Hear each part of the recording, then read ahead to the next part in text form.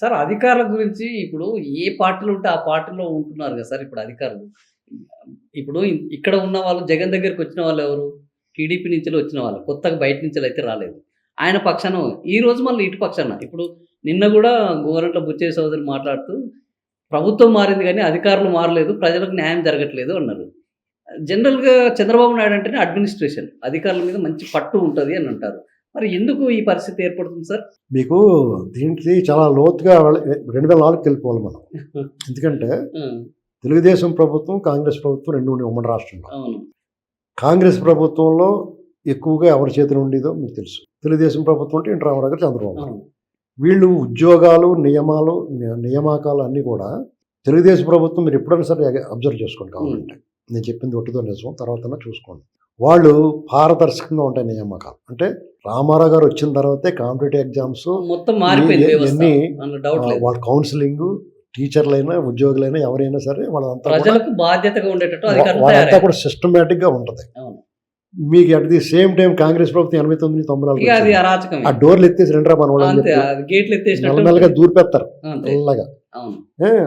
తర్వాత మళ్ళీ మొన్న జగన్మోహన్ రెడ్డి గారు కూడా ఏపీఎస్సీ ఏం చేశారు చూశారు కదా. అవును. దాని చంద్రబాబు గారు వాళ్ళు ఇప్పుడు దాన్ని ఏం చేయాలో అర్థం అవ్వక వాళ్ళు ఏం మాట్లాడుతున్నారు వాళ్ళకి అర్థం అవ్వట్లేదు.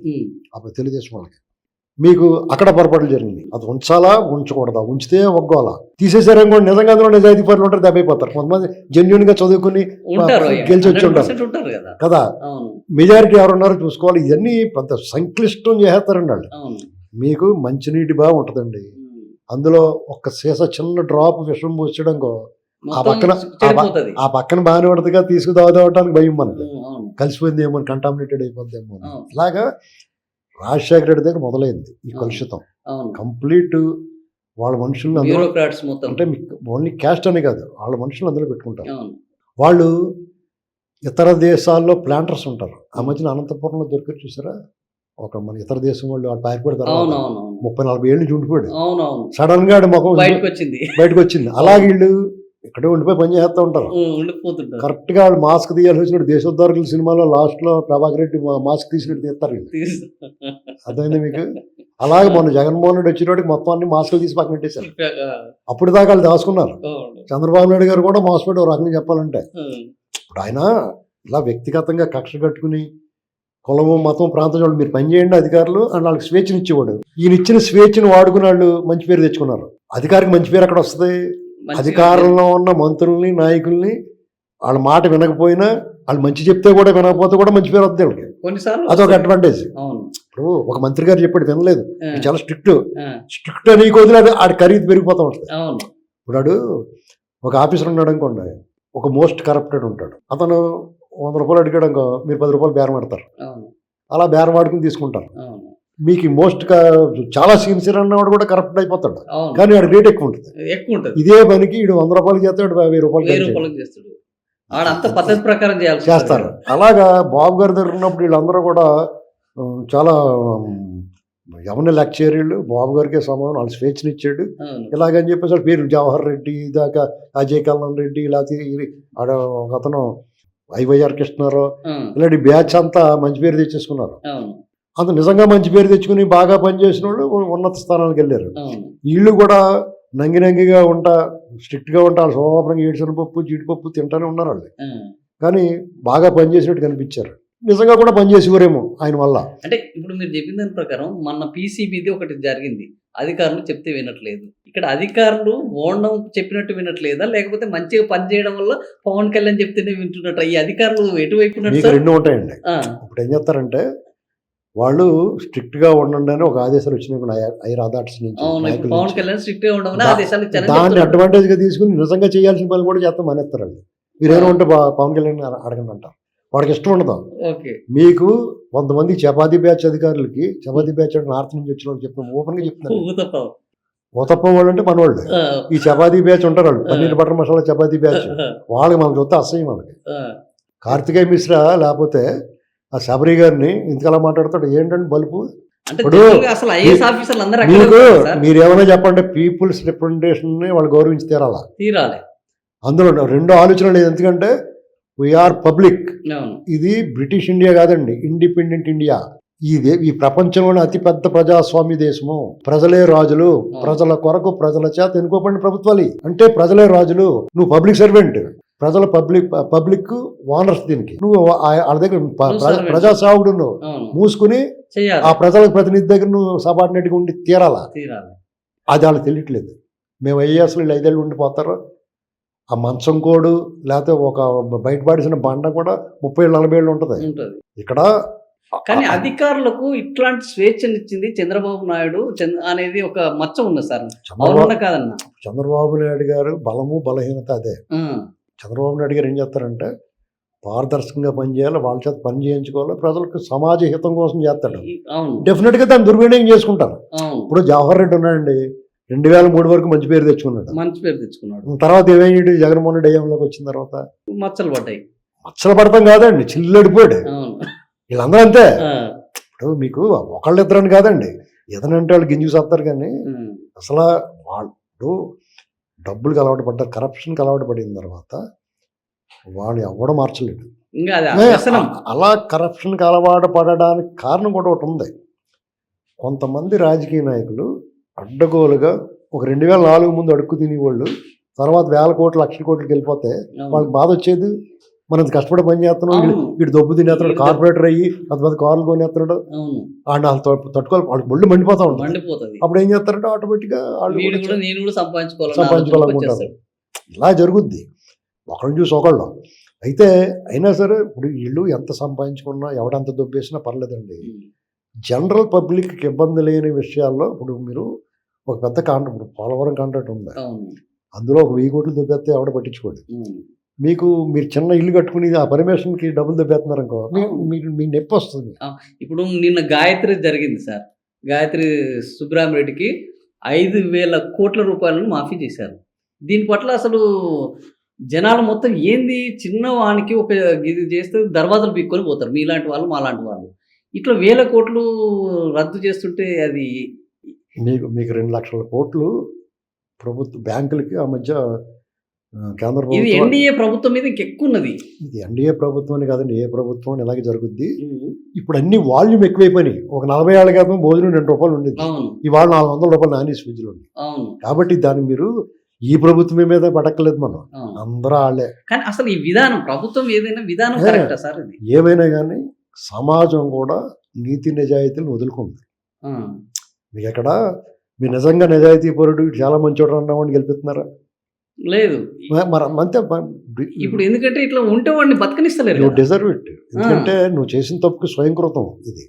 ఇక్కడ చంద్రబాబు నాయుడు గారు నేను చాలా గొప్పడని పొగడ్డం కాదు, కానీ 2004 ఆయన చేసిన తప్పు చెప్పండి, ఎందుకు కూడా ఇచ్చారు మీరు? ఈయన ఇచ్చిన హామీలో నాకు ఒక్కసారి అవకాశం ఇవ్వమని అడిగాడు. 2004లో చెప్తున్నాను. 2004 మన తప్పు 20 ఏళ్ల క్రితం చేసాం. మొన్న చేసిన తప్పు కాదు, 19లో చేసిన తప్పు కాదు, దానికన్నా ముందే తప్పు చేసాం మనం 2004లో. మనం వామపక్ష భావజాలం చెప్పాళ్ళు, ప్రపంచ బ్యాంక్ ఏజెంటు అది ఇది అని చెప్పారు. ఇవాళ మనం అనుభవిస్తున్న ప్రతి దాన్ని వ్యతిరేకించారు వాళ్ళు. హైదరాబాద్లో రోడ్లు వెడల్పు కానీ, ఫ్లైఓవర్లు కానీ, హైటెక్ సిటీలు కానీ అన్నిటిని వ్యతిరేకించారు వాళ్ళు. మరి దానికి మీరు వాళ్ళ మద్దతు ఇచ్చి చంద్రబాబు గారిని దింపారు. తర్వాత ఆ ఫ్రూట్, ఆ కాయలన్నీ కోసుతున్నది ఎవరు? వాళ్ళే కదా. ప్రజలు అనుభవిస్తున్నారు, వాళ్ళు బాగా అనుభవించారు ఆటోమేటిక్గా. వాళ్ళ మనుషులందరికీ అప్పుడు వచ్చిన విద్యుత్ సంస్కరణల వల్ల వచ్చిన ఫలాల్ని రాజశేఖరుడు పూర్తిగా సీకేసి టెంక పడేసాడు మిగతా వాళ్ళకి. మీరు విద్యుత్ అంటే విద్యుత్ సంస్కరణ తీసుకొచ్చిన చంద్రబాబు అయితే ఆ విద్యుత్ వల్ల అధికారాన్ని కోల్పోయాడు. ఆ విద్యుత్ వల్ల అధికారాన్ని పొంది రాజుగా చిరస్మరణీయమైన స్థానాన్ని పొందాడు ఎవరు? రాజశేఖర రెడ్డి. ఇప్పుడు మీకు అతను అదే కొంచెం అదృష్టం కూడా ఉండాలి. ఎలాగంటే మీకు విద్యుత్ సంస్కరణల వల్ల ఇప్పుడు ఈ ఎలక్ట్రిసిటీ దాంట్లో ఏపీ జెన్కో, ఏపీ ట్రాన్స్కో అంటే విద్యుత్తులో ఉన్న సరఫరాలో ఉన్న ఒకటి జనరేషన్ ఆ వృధా అయిపోయేదాన్ని కవర్ చేయడం కోసం దాని ఒక సిస్టమ్ తీసుకురావచ్చు. అవసరమైతే ధరలు పెంచారు సార్, సిస్టమేటిక్ చేసాడు. దాని పెద్ద ఉద్యమం చేశారు, అసెంబ్లీలో ముట్టడికి పిలిపించారు బషీర్బాగ్ కాల్పులు. అప్పుడు మరి చంద్రబాబు నాయుడు గుర్రం నుంచి తొక్కిచ్చేసాడు, మమ్మల్ని చంపేశారని చెప్తారు. నిజమే అది. దానికి సంబంధించి డీజీపీ గారు ఏమన్నాడంటే, అప్పుడున్న డీజీపీ గారు, నిజమే. మేము అటువంటి చర్య తీసుకోవడం వల్ల తీవ్ర ఇబ్బందులు కలిగి కొంతమంది మరణించారు వామపక్ష భావజాలం ఉన్నవాళ్ళు పాపం. కానీ ఆ విషయంలో మేము అలా స్ట్రిక్ట్గా లేకపోతే వాళ్ళు అసెంబ్లీ మీద దాడి చేసి దానికన్నా పెద్ద విపత్తు కదా అది. అవును. ఇలాగా ఇప్పుడు వాళ్ళు చెలో అసెంబ్లీ పైగా పిలిపించడం వల్లనే మీకు- అక్కడ ఆపారు ఆ రోజు. పైగా మీకు దాని వెనకాల రాజశేఖర రెడ్డి గారు ఉన్నాడు. అవును. కొంతమంది కిరాయి బ్యాచ్ ఉంటారు వాళ్ళకి. ఉమ్, మీకు అది చెన్నారెడ్డి గారు చెప్పాడు కదా, ఉమ్, వాళ్ళు రెడీగా ఉంటారు, కొంతమంది వచ్చి ఇందులో జాయిన్ అయిపోతారు. అవును. అది పెద్ద ఇది అయిపోద్ది అంతా. ఓకే. ఇది ఇవాళకి కూడా బషీర్బాగ్ కాల్పుల గురించి మాట్లాడే వాడు ఎవడైనా సరే ఉమ్, ముద్దికొండ కాల్పుల గురించి మాట్లాడతాడా, మాట్లాడరు. గంగవరం పోర్టులో జరిగిన దాని గురించి మాట్లాడతాడా, ఉహు. సోంపేట కాల్పుల గురించి మాట్లాడతాడా? వాటి వల్ల అధికారాలు మారలేదు కదా సార్, వీటి వల్ల అధికారం మారిపోయింది. మీకు ఒక బషీర్బాగ్ సంఘటన తోటి నల్ల- చంద్రబాబు అధికారం మారిపోయింది, చంద్రబాబు యొక్క మొత్తం వ్యక్తిత్వం మారిపోయింది. నల్లమల కొండల్లో కొండ మీద భోజనం చేసి విశ్రాంతి తీసుకున్న వాళ్ళకి ఆ భోజనంలో విషం కలిపి వాళ్ళందరూ సామూహికంగా హతమార్చారు, వధించారు ఉమ్, రాజశేఖర రెడ్డి గారి హయాంలో. అది గుర్తుపెట్టి అది ఎవరన్నా గుర్తుందా? చర్చల పేరిట పిలిచి అడవిలో అన్నలు నిజంగా నిజాయితీ పనులు వాళ్ళ వీళ్ళ బ్యాచ్ కాలంలో లేపేసి వీళ్ళ బ్యాచ్ ఉంటారు అందులో. నీకు అర్థమైందా? ఉమ్, రాజశేఖర రెడ్డి వాళ్ళకి ఒక బ్యాచ్ ఉంటుంది నక్సలైట్లో కూడా. ఆ, వాళ్ళకి నచ్చిన వాళ్ళందరూ లేపించేస్తారు వాళ్ళ చేత. ఓకే. దుద్దుడు శ్రీపాదరావు గారిని, వ్యాస్ గారిని, ఉమేష్ చంద్ర గారిని, ఆఖరికి చంద్రబాబు గారి మీద బాంబు పెట్టేసింది కూడా వీళ్ళ బ్యాచే. ఓకే. అదంతా వాళ్ళ అకౌంట్లో వేస్తారన్నమాట వీళ్ళు లేపించేసి. ఇప్పుడు మాధవరెడ్డిని కూడా చంపించారు, ఖచ్చితంగానే అది కూడా రాజశేఖర రెడ్డి బ్యాచ్. ఇప్పుడు మీకు వాళ్ళకు ఒక బ్యాచ్ ఉంటారండి, వాళ్ళ టీం ఉంటుంది అందులో. వీళ్ళ సానుభూతి పరులు. కరుణాకర్ రెడ్డి వాళ్ళు, తిరుపతి కరుణాకర్ రెడ్డి ఉన్నాడు కదా. కానీ ఇది విచిత్రం కదా సార్, చంపించింది ఒకరు, ఆ ముద్రను మోస్తున్నది ఇంకొకరు. ఇప్పటికీ చంద్రబాబు పేరే ఉంటది. ఇప్పుడు అది నక్సలైట్లో ఆ వామపక్ష భావజాలం ఉన్న అడవిలో అన్నలు ఆలోచించుకోవాలి. ఆ, ఇది మనకు పడుతుంది కదా, వాళ్ళు ఏమనుకుంటున్నారు, మనమే వర్గశత్రువుని నిర్మూలించామనుకుంటున్నారు వాళ్ళు. అవును. కానీ వాళ్ళు పేరేమిచ్చింది అందులో కొంతమంది వీళ్ళ బ్యాచ్ ఉంటారు కాబట్టి. మీకు చంద్రబాబు నాయుడు గారి మీద దాడి, అలిపిరి దాడి జరిగిందండి. ఆ గంగిరెడ్డి ఎవరు మనిషి? ఉమ్, అవును. ఇంకా మీకు ఇంకా చెప్పాల్సిన దీని అవసరం గురించి లేదు, స్పష్టంగా చెప్పగలేదు. అవసరం లేదు. దాని మళ్ళీ గురించి ఏమన్నట్టు పేరు చెప్తే సరిపోతుంది. మళ్ళీ ఏమన్నట్టు చంద్రబాబు గారికి సానుభూతి కబుర్లు చెప్తాం వెళ్ళేటది. అవును. అంటే కొన్నిసార్లు చంద్రబాబు నాయుడు గారు ఇది స్వయంకృతమే అని అనొచ్చా సార్? డెఫినెట్ గానే ఇప్పటికే అంటాను నేను. ఆ, ఇప్పుడు ఆయనకి ఎంత అనుభవాలు వచ్చినా సరే కొంతమంది క్షమించడు. ఆయన బలము బలహీనత అదే. ఆ, ఆయన్ని చాలా మంది ఆయన అరెస్ట్ అయినప్పుడు బయటకు వచ్చారంటే కారణం ఏంటంటే ఈయన ఏం తప్పు చేయడరా పాపం ఇలాగ పడ్డారా అని అనేది చెప్పేసి ఒక అందరికీ సానుభూతి. బాధ వచ్చింది. అవును, బాధే. కేవలం బాధతోటి, కోపంతో కాదు, బాధతోటి. బాధతోటి. అదే జగన్ మీద అయితే కోపంతో వస్తారు. ఇప్పుడు జగన్ మీద కూడా చాలా మంది ప్రేమించారు అతను. అవును. ఎందుకంటే వాళ్ళ నాన్నగారు చనిపోయాడు. మీకు అతనిది రాజశేఖర రెడ్డి గారు. జగన్మోహన్ రెడ్డికి ఒక అలంకారం ఏంటంటే దీనవాదనం అతనిది. అవును. నిత్య శోకితుడు. నిరంతరం శోకిస్తూ ఉంటాడు, రోధిస్తూ ఉంటాడు. మా నాన్న చచ్చిపోడు బాబు అని అడుగుతూ ఉంటాడు. లేకపోతే విచిత్రం, జనాలకు ఒక్కొక్కసారి ఆలోచన మందగించేస్తుందండి. ఏమవుద్దంటే రాజశేఖర రెడ్డి గారు చనిపోయాడు, చాలా దురదృష్టకరమైన మరణం. హతాశులై ఉన్నా నేను. నిరంతరం రాజశేఖర రెడ్డి గారి విధానాలను విమర్శించి నేను కూడా అయ్యో పాపం అనుకున్నాను, ఇలా జరిగింది ఎట్రా బాబు అని. అంతే తప్ప నేనేం చచ్చిపోలేదు. అతను ప్రేమించే వాళ్ళు వాళ్ళ ఇంట్లో వాళ్ళు జ్వరం కూడా రాలేదు, తలపోటు కూడా రాలేదు ఎవరికైనా. కానీ ఎంతమంది అలా చచ్చిపోతారు చెప్పండి, తప్పు కదా అది. అవును. మన తమిళనాడు తరహా ఉండదు మన ఎమోషన్, ఉండదు. మనకి ఎమోషన్ ఉండదు. రాజశేఖర రెడ్డి విషయంలో చాలా ఈ రోజు కూడా సార్, రాజశేఖర రెడ్డి విషయంలో మీరు జనాల్లో ఉన్నారు. ఇప్పుడు ఎన్టీఆర్ విషయంలో ఉన్నారు సార్, అంతే ఎమోషన్. చాలా మంది అన్న మీకు ఎమోషన్ ఉండదు, ఎలివేషన్ ఉంటుంది, ఎలిమినేషన్ ఉండదండి. జీవితాన్ని ఎలిమినేట్ చేసుకోరు ఎవడం. ఎమోషన్ ఉంటుంది, ఎలివేషన్ ఉంటుంది. వీరుడు, సూర్యుడు, ధీరుడు అని చెప్తారు. అలాగే ఎమోషన్ ఉంటుంది, భావోద్వేగం ఉంటుంది, బాధపడతారు. చంద్రబాబుకి అది లేదు ఎందుకు సార్? చంద్రబాబు వీళ్ళకంటే ఎక్కువ చేశాడు వాస్తవానికి. మీకు ఇక్కడ సంస్కరణల విషయంలో ఏం జరిగేదంటే రాజశేఖర రెడ్డి గారు అలా చనిపోయిన తర్వాత జగన్మోహన్ రెడ్డి మెడా బొట్టలో దొరికింది రాము అని ఛాన్స్ అనుకున్నాడు. అతను ముఖ్యమంత్రి అయిపోదాం అనుకున్నాడు ఈజీగా. అది కాంగ్రెస్ వాళ్ళు ఒప్పుకోరు కదా, కరెక్ట్గా నడిచి కాళ్ళు కరెక్ట్ అడ్డం పెట్టారు. అతను కోపం వచ్చింది, మొత్తమే బయటకు వచ్చాడు. బయటకు వచ్చి పార్టీ పెట్టాడు. ఇంకా వాళ్ళ రంగంలో దిగారు వాళ్ళ బ్యాచ్ అంతా. వాళ్ళ నాన్న చచ్చిపోయాడు ఒకసారి. అంటే ఆ స్టేట్ డివిజన్ అంశం ఇతను సానుభూతి అంశాన్ని డామినేట్ చేసేసింది. అప్పుడు మీకు గుర్తుపెట్టినారు జనం, చూసారా ఇతను మంచి పనివాడు, చంద్రబాబు ఇతని చేత చేయించుకోవాలి పని అనుకున్నారు. అక్కడ అవకాశం ఇచ్చారు. ఇక్కడ ఉద్యమం నేత కేసీఆర్ గారికి ఇక్కడ ఇచ్చారు. ఇది రాష్ట్రం ఏర్పడుతుంది అనగానే ఒక వైబ్ వచ్చేసింది సార్.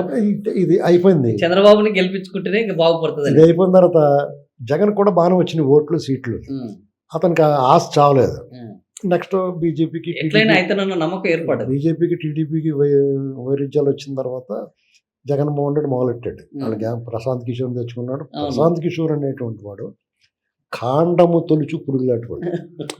ఆకు నాకు పురుగు ఉంటుంది కదా, మొత్తం నాకే అదేం ఉండదు. ఆ, అటువంటి సీడపురుగు ఈ దేశంలో తయారయ్యాడు. ఉమ్.